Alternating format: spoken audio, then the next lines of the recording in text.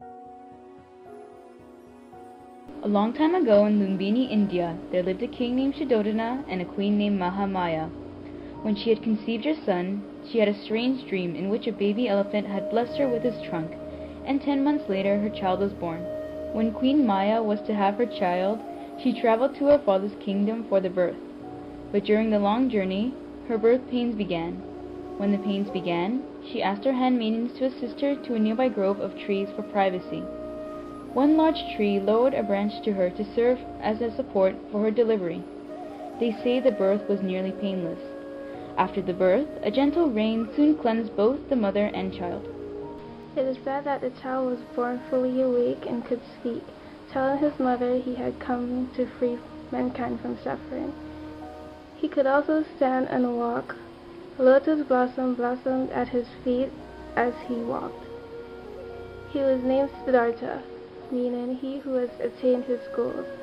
Mahamaya died only 7 days after the birth, and Siddhartha from then on was taken care of by his mother's sister. Later on, King Shuddodana spoke to a soothsayer named Asita about the future of his son. Asita proclaimed that he would be one of two things. He could become a great king, even an emperor, or become a great sage and the savior of humanity. The king, wanting Siddhartha to become a king himself, removed anything that could influence him to turn to religion. Siddhartha, being kept in one or another of the three palaces, was prevented from experiencing the common sights in life, including those who were elderly, sick, dead, or anyone else who was in spiritual practices. Only beauty and health surrounded Siddhartha. As Siddhartha continued living in the luxury of his palaces, he grew increasingly curious about the worlds beyond the palace walls. He finally demanded that he be permitted to see his people and his lands. The king carefully arranged that Siddhartha should still not see the kind of suffering that he feared would lead him to a religious life. Only young and healthy people were to greet the prince. However, as Siddhartha was led through the capital, he happened to see a couple of old men who had accidentally wandered near the parade route. Amazed and confused, he chased after them to find out who they were. What is wrong with these people? Well, they're old. What is old? Old is age. With age comes losing your mind and your thoughts.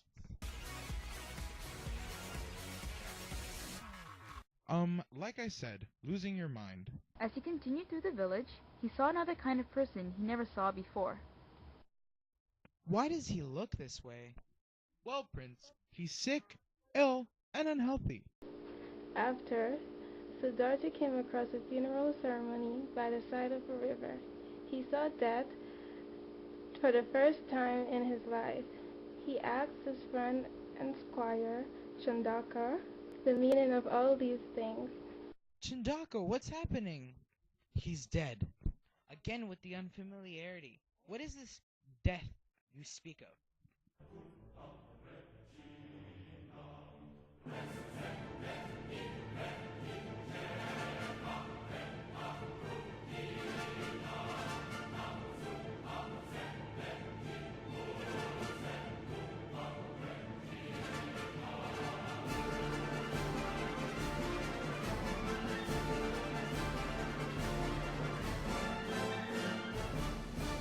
When you cease living. Chindaka informed him of the simple truths that Siddhartha should have known all along, that all of us get old, sick, suffer, and eventually die. Siddhartha called these the Four Noble Truths. I am giving up my way of life. Why? You have it so perfect here. I'm not happy anymore knowing that there are people out there suffering while I have all these wonderful things. Well, what are you going to do now? I'm going to become an ascetic in order to find meaning in life. And so he set out and became an ascetic. After nearly starving himself to death by restricting his food intake to around a leaf or nut per day, he collapsed in a river while bathing and almost drowned. I'm beginning to reconsider this path. It's not working out too well for me. So he sat under a tree and began to meditate. He was determined to find the meaning of life and how to live it. But Mara, a demon, sensed that Siddhartha was about to attain enlightenment and sent his daughter to distract him. She did not distract him because he was in extreme meditation. So, Mara summoned a terrifying horde of monsters, but Siddhartha remained unmoved. Instead, he transformed them into lotus petals. Mara decided that Siddhartha will not deny himself and turned into his image in a reflection on a pool of water. Instead, Siddhartha reaches and pulls the image out of the water. You go, others dare not. Will you be my god, the architect of my house? Finally, I meet the illusion of myself. Your evil house will not be built again. But you live in me. I am your house. O trickster, phantom of my own ego, you are pure illusion. You do not exist. The earth is my witness to this supreme enlightenment. And with that he discovered the middle way. It is the way the Buddhists live their lives now.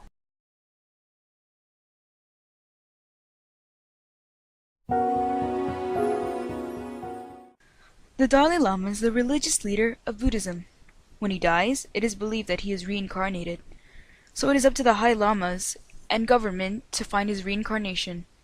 In order to find him, they most likely get a vision or feeling that usually propels them to a place where they think that he is in. Then they go on a journey.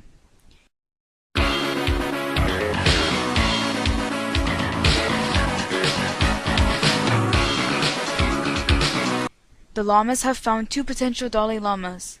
The first in Yellowknife. Her name is Stephanie. We believe that your daughter is the new Dalai Lama. Are you serious? Oh, I love llamas. They're my favorite animal. I get to be one? Yay! Isn't she a bit young to be the Dalai Lama? Well, yes, that's the point. We'll teach her how to become the Dalai Lama. Oh, what? Is that a done deal? Well, no, we have one other child. This means that we will all go get him, and then head home to Tibet, and there'll be a series of tests to see which is the real Dalai Lama. Alone?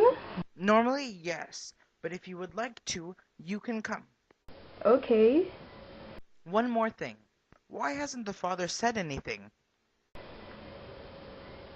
He's a bit stunned. Okay, then we'll head to Toronto in the morning. So then they all left, minus the mother.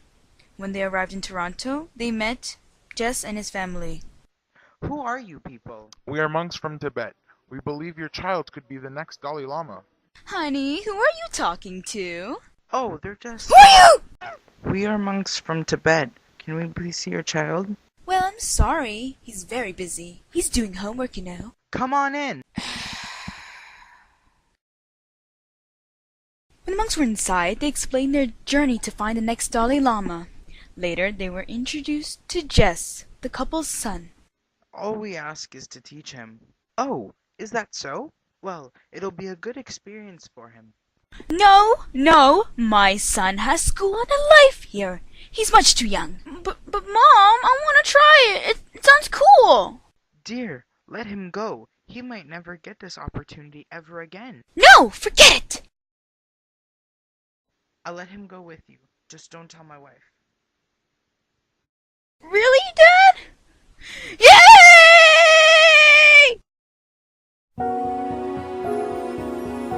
Yay! I'm so excited.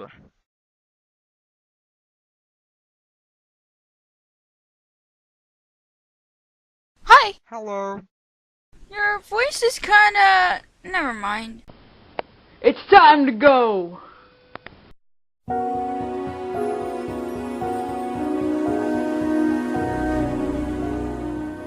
It's awesome! Yes, our land is very beautiful, but we must not get distracted. Come, follow us to the temple. And so the children, the monks, and Stephanie's father went to the temple. When the children were there, they met many students studying there, and learned the various customs of Buddhism and the Middle Way. After some months of learning, it was time to determine the new Dalai Lama. They were shown objects, which were placed in front of them.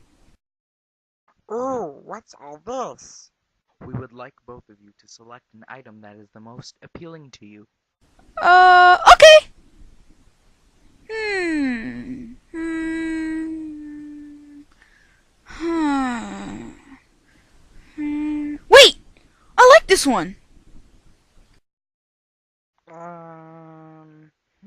This is hard. This one. Alright, you two may leave. Now we know who the Dalai Lama truly is.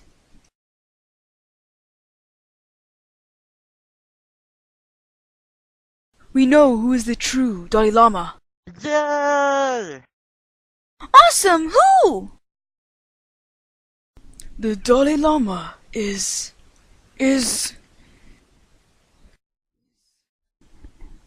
You, Jess! In the end, Jess became the Dalai Lama. Even though Stephanie was not the chosen one, she could now say her experiences were great. Jess would now take on the responsibilities of Dalai Lama. He would be a great spiritual leader until his death, where the search will begin anew.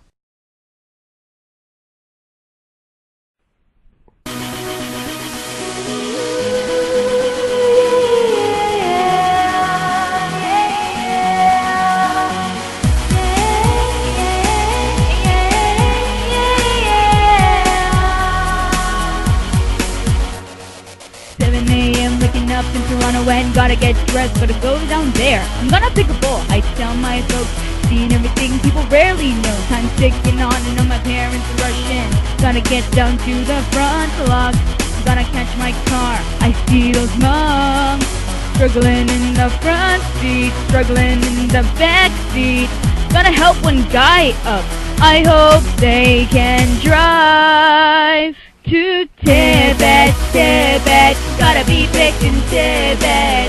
Stephanie and I are on an airplane, Tibet, Tibet, one of us picked in Tibet. Doesn't really matter who when we're in Tibet. Buddhism, Buddhism, Buddhism, Buddhism.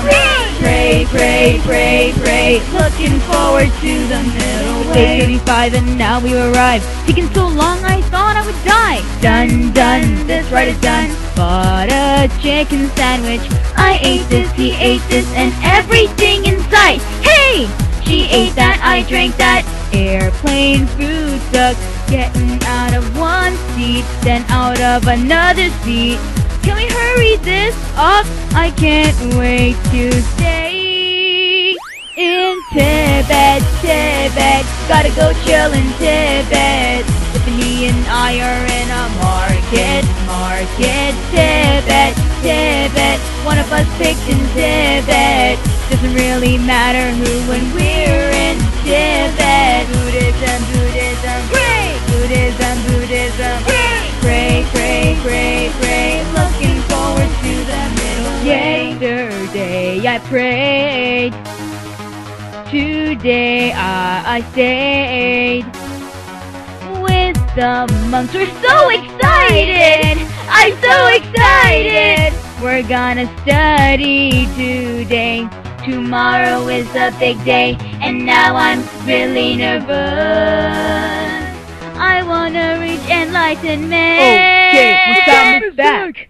We're still in the front seat, in the back seat. We're driving, looking, fast lane, switching lanes, with a car from my side. Woo! Passing by is a school bus.